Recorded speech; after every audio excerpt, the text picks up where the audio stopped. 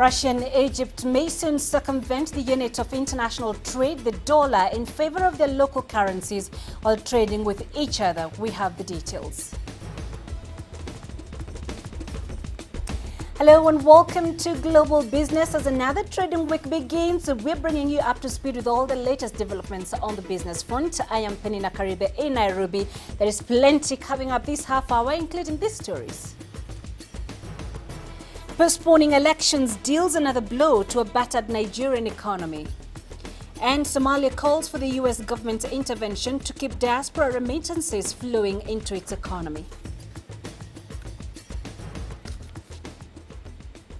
Now, Russia and Egypt could soon stop using the US dollar in settling accounts for bilateral trade in favor of their own national currencies. Russian President Vladimir Putin, who is in Egypt to bolster trade relations between the two countries, says that the measure will open up new prospects for trade and investment cooperation, as well as reduce dependence on current trends in the world markets. Trade between Egypt and Russia has been soaring over the years. In 2014, volume of bilateral trade increased by almost half compared to the previous year, amounting to more than $4.5 billion.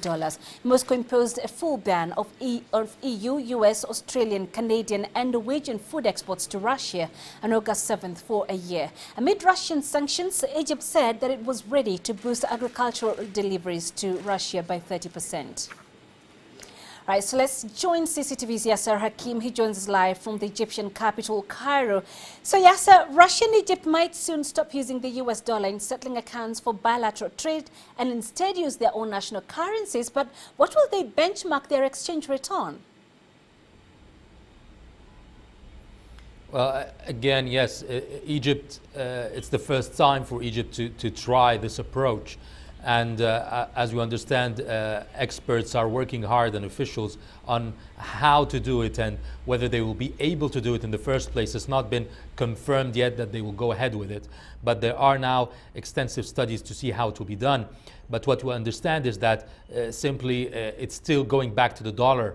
We'll see the Egyptian exchange rate concerning the dollar against the dollar and the Russian against the dollar, and then make calculations and calculate the Egyptian pound versus the Russian ruble. So it's simply an exchange calculation against the dollar as well.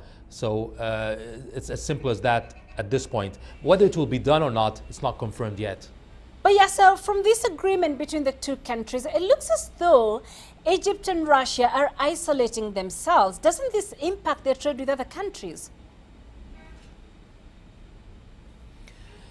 Experts are saying no, it's only done with Russia.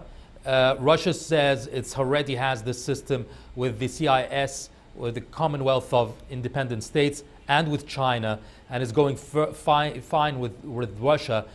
Egypt has a problem providing dollars, US dollars, in the market. There's a lack of hard currency because of the low currency reserves, the black market. So finding another alternative, at least in this regard, will actually help the market a bit, that it does not need more dollars that are rare in the market. So on the short term, it's not going to harm the Egyptian pound. And at the same time, it's not isolating Egypt because it's trading with the rest of the world in dollars. And of course, yes, so we know that trade between Egypt and Russia has been soaring over the years.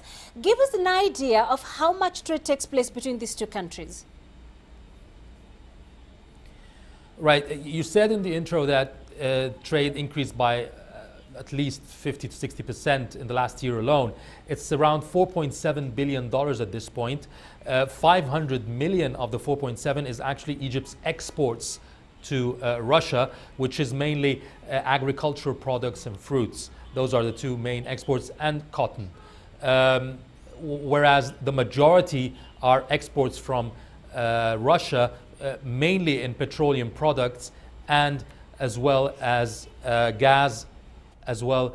And this is important, that Egypt is trying to foster the trade, trying to increase its products exports using the embargo on Russia from Europe and the US. So Egypt can have a bigger market share in the Russian market, whereas obviously Russia wants to increase its exports of wheat to Egypt. Egypt is the largest producer of wheat in the world, largest importer of wheat in the world, and the Russians want to reach at least 60% of Egypt's needs of wheat would come from Russia. At the same time, there are plans to increase the number of products, to diversify products more in the technological side, in the alternative energy as well. So there are means to increase the form of trade between both countries, and this is expected to be signed in tomorrow's meetings. All right, Yasser Hakim, live for us in Cairo. Thank you, Yasser, for joining us. Right, so let's now turn to Nigeria. Investors there are headed for tough times after elections scheduled for Valentine's Day were moved to March. The country's stock index is performing dismally, while its currency has declined 17% in the past 6 months to an all-time low. Banks and brokers now say both, along with government bonds, are set to weaken more after Nigeria delayed elections. The value of the 195-member Nigerian Stock Exchange All-Share Index, which reached a peak of more than $67 billion last year, tumbled as crude prices plunged more than 50% since June. The Naira has slid 18% since the start of November to the dollar and closed at a record 196.50 to the greenback.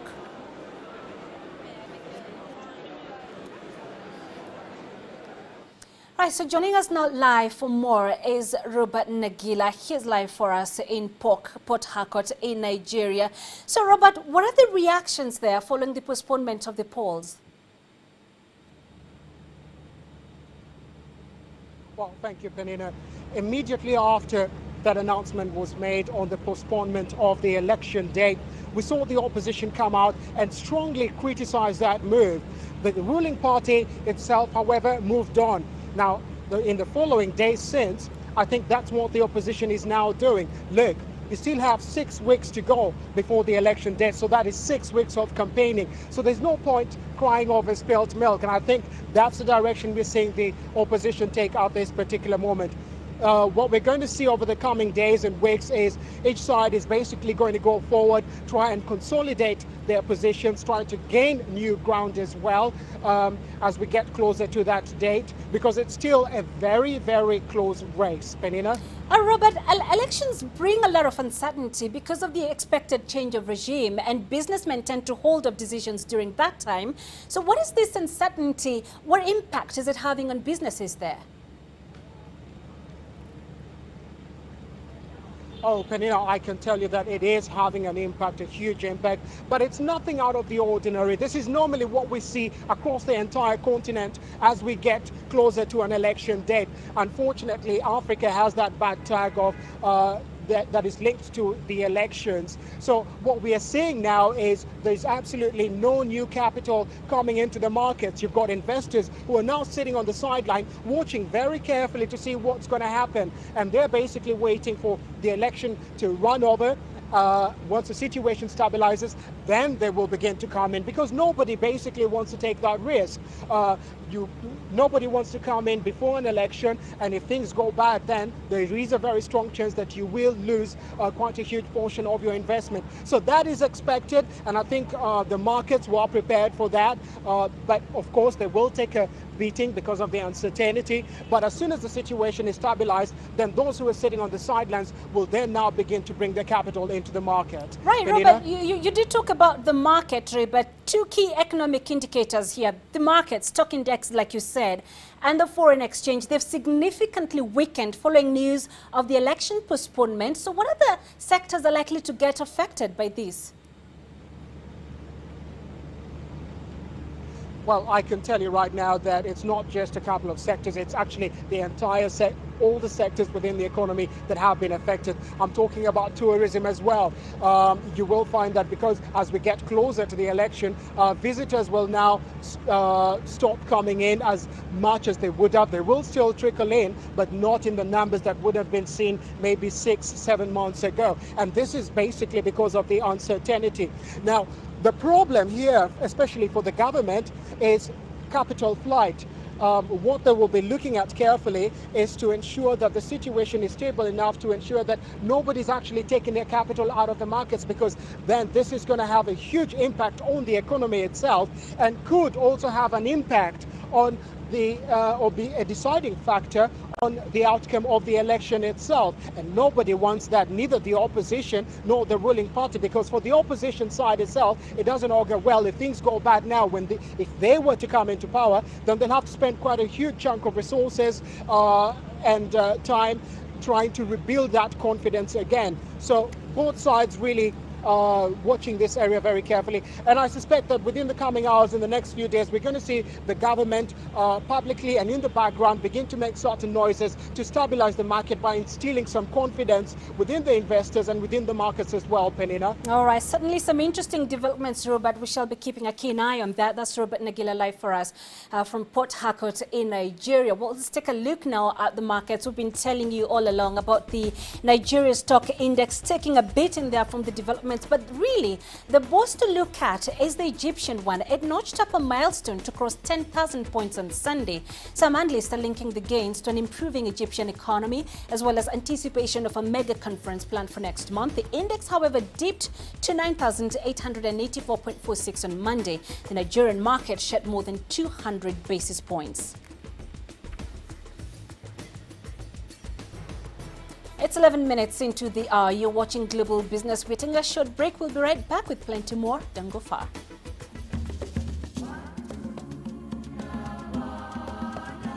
This report by the African Green Revolution Alliance says climate change will slash food output.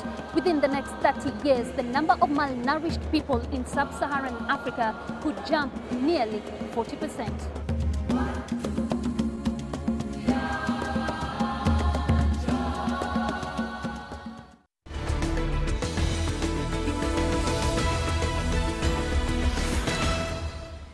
You're watching Global Business. Welcome back. Now, Somalia's government has asked the United States to intervene following the move by an American bank to close accounts of money remittance companies to the Horn of Africa nation. Somali Prime Minister Omar Abdirashid Shamarke said the move will have an enormous impact on the well-being of many Somalis. Omar added that he was determined to work with the U.S. government to avert the crisis.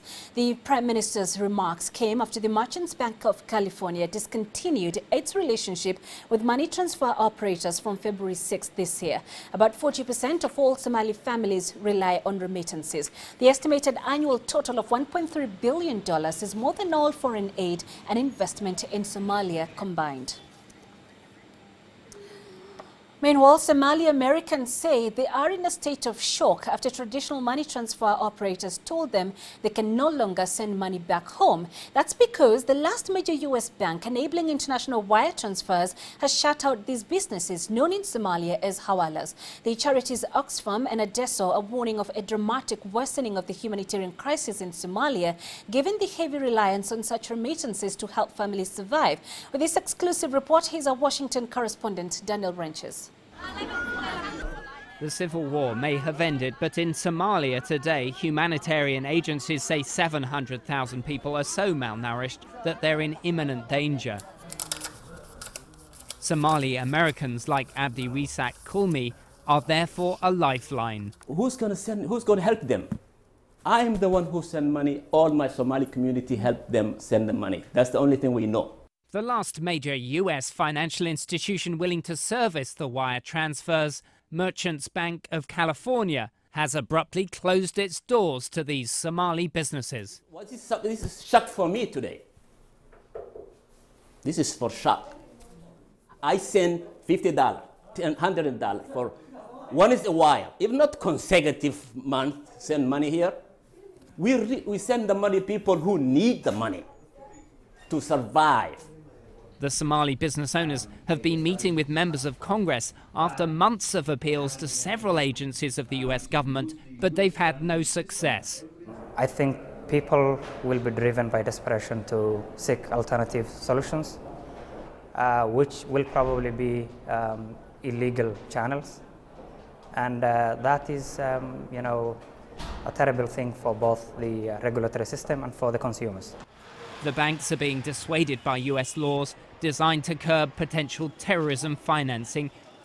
The Somali businesses say they are heavily regulated by U.S. state and national authorities and well placed to monitor and report suspicious activity. They fear that without this vital cash, young Somalis will now be more vulnerable to the appeal of well-funded radicals. It is likely to have completely negative impacts on the national and global struggle against radicalism. It's estimated by the charities Oxfam and Adesso that over $200 million is transferred each year by Somali Americans, and about 80% of that is on the line. So despite this furious lobbying effort by Somali businessmen here on Capitol Hill, there appears to be no solution in sight, potentially driving hundreds of millions of dollars of transactions underground. Daniel Wrenches, CCTV, Washington. Now, earlier I spoke to Mr. Daoud Awais. He is the spokesperson of the Somali president, and I started by asking him how serious the impact of the decision by the U.S. bank was having on the country's economy. It is a disaster because it is a big blow to the Somali lives. The remittances was a lifeline to many Somalis since the civil war started in Somalia. All the institutions collapsed, and many Somalis, the hardworking Somalis who are living abroad, were the ones who are sending money back home. So this is considered as a lifeline, and whenever it is cut like now, it is going to be a disaster to the lives of many Somalis. Now, the concern is that some of the money transferred may end up in the hands of terrorist groups such as Al-Shabaab. What checks can the Somali government do right now to control this? I think that concern was there a long time ago, but now the Central Bank of Somalia is fully functioning, and it has a directorate that is monitoring and doing surveillance on the money laundering problem. So I think now it was the time that the international banks, like the American banks, cooperate with the Somali Central Bank to strengthen the capacity of the bank to make sure that all its departments, especially the anti-money laundering department, is working properly. But with this decision, it's going to disrupt the operation of the central bank, I think. And the Prime Minister, Omar Shamaka, says the U.S. bank's decision may give rise to unregulated transfer companies.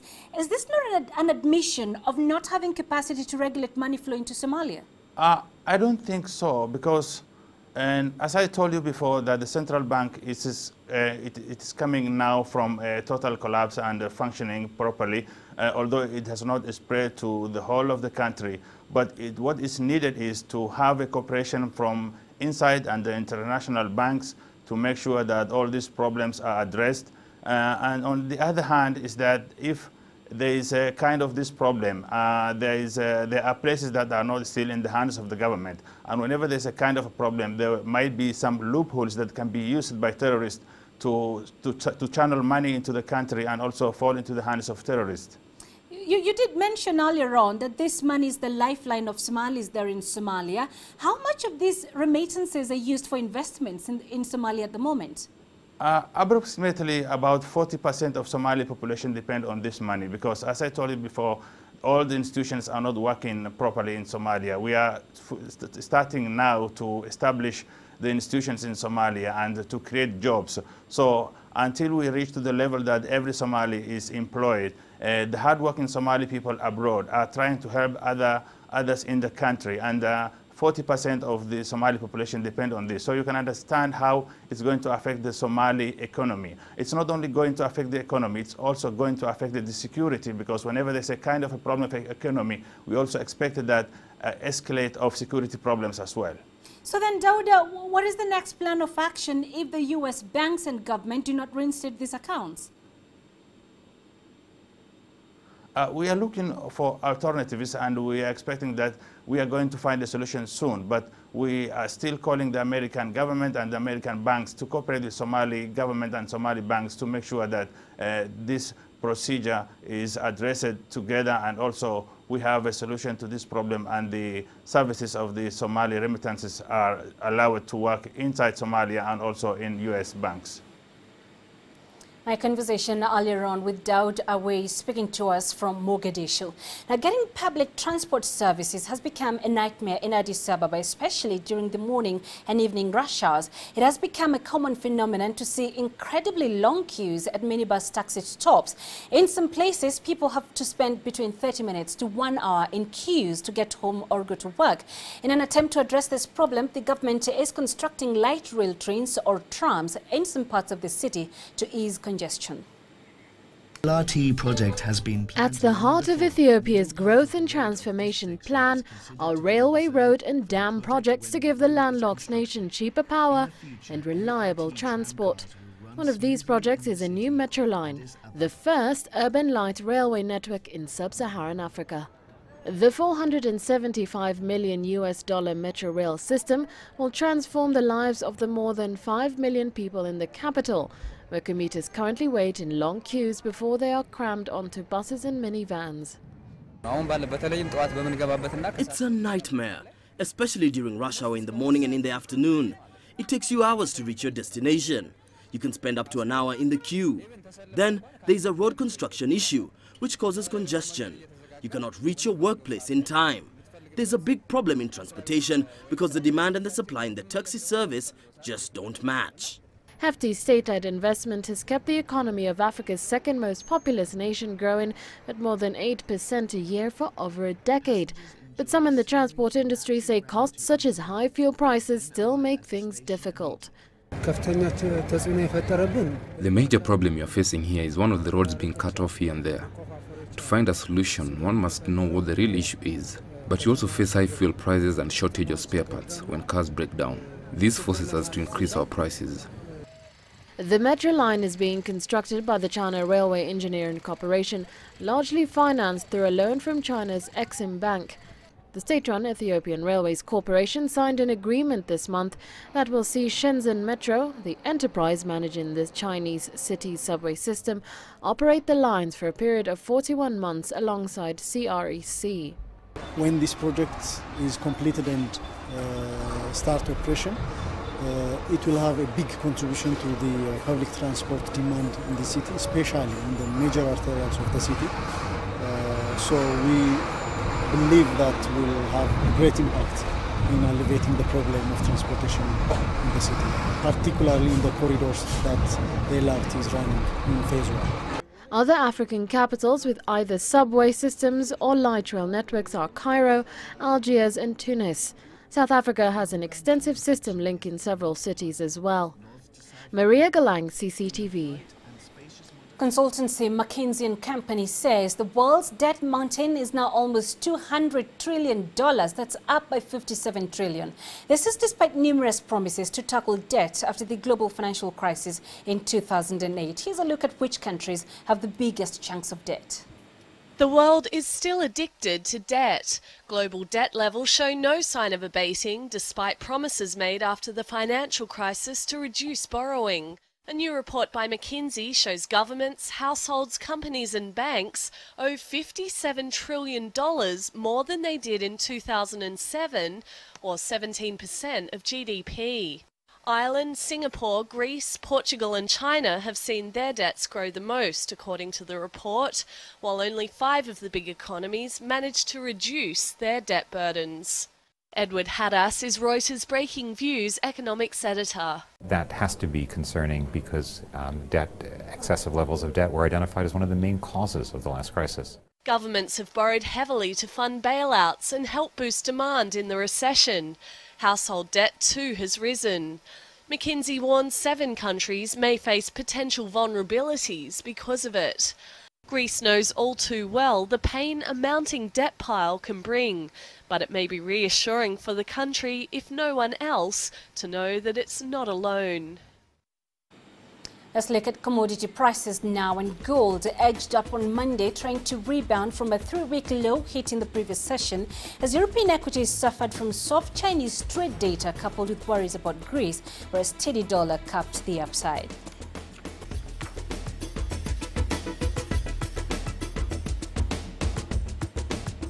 And still ahead, microbrewers flavor the growing appetites of beer drinkers in South Africa.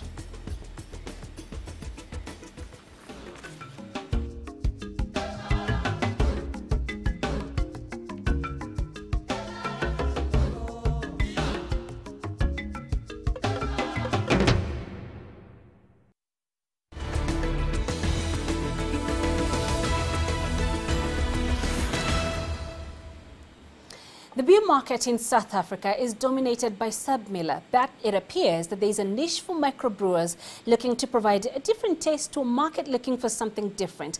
It's estimated that there are now more than 50 microbrewers across the country, and the market share is a little over 1% of the beer market. Angela Coppola visited a microbrewery on the outskirts of Johannesburg. Microbrewing in South Africa seems to have taken off. It's a small business, it's high energy, it's high intensity, and it's high risk, because if you don't get the mix right, you're not going to get the customers. According to the demand that we get from the customers and the way they design the brewery is way too small, we run out of beer sometimes because we don't have enough. Market research is an essential ingredient when developing a product, and it's also imperative that ongoing research is undertaken to stay on top of trends. I think to get ourselves established was obviously the challenge of the whole setup. All the equipment that we are using was imports, so that took a bit of time to jack it up. And also obviously a learning curve. We didn't know as girls, we started off the whole brewing thing, we didn't know anything. So it was a lot of self-study and make an error and learn from our mistakes. I'm not only tasting my craft beer, there's a whole lot, as you said. And I'm going around tasting what other brewers are doing, and I'm loving the craft beer, not the other beers. There is another challenge. Businesses across the spectrum rely on consistent electricity supply. If it's not there, it could have major implications. And if it's in the middle of where action is actually on the machinery, then it can be that we have to throw a batch away. So it will have definitely financially a big impact on our business. Right now we're out of power. So if we had power, we were still on the process of brewing. If we had power, we could be tapping the beer into the fermentation tank. Another challenge facing small businesses is the expand or stay small decision. It's a decision that could mean the difference between success or failure. Yeah, look, franchising and expansion is always anybody's dream. But we've decided to stay small for a beginning until we seriously have award-winning beers, and that we know by confidence that our beers at all times is top-notch quality. Microbreweries are springing up all over the country. It seems like a good business to be in. It is expensive to enter because you need to get all the equipment in place, but if you apply yourself, you can probably get your microbrewery off the ground and find a loyal customer base. I'm Angelo Coppola for CCTV in Modderfontein on the eastern side of Johannesburg. All right, so let's take a look at the currencies now. And as earlier indicated, the Nigerian naira slid to a record low on Monday after a 6-week delay to the February 14th presidential election. There is stirring concerns about political stability and the central bank's ability to manage a currency hammered by weak oil prices.